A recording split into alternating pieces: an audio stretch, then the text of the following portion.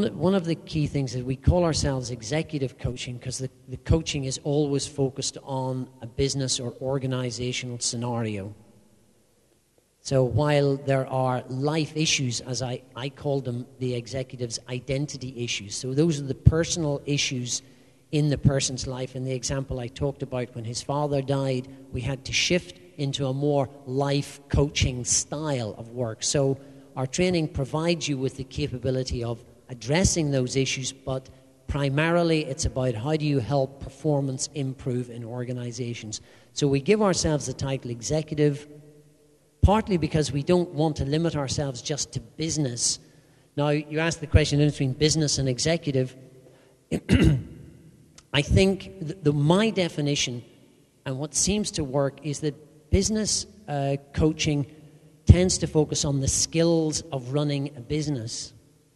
And it tends to be very focused on the skills of how do you manage the strategy, how do you develop the vision, how do you motivate your employees. So very targeted on the objective being the organization.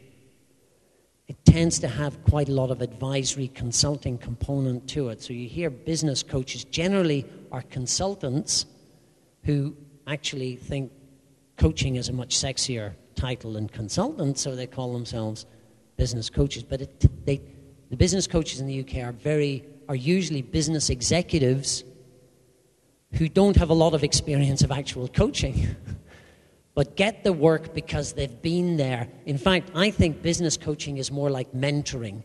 In that sense, you've been there, you've done it, you know the ropes, so you're there to support, and there's quite a lot of guidance tucked in behind the coaching skills. And that's what I call business coaching.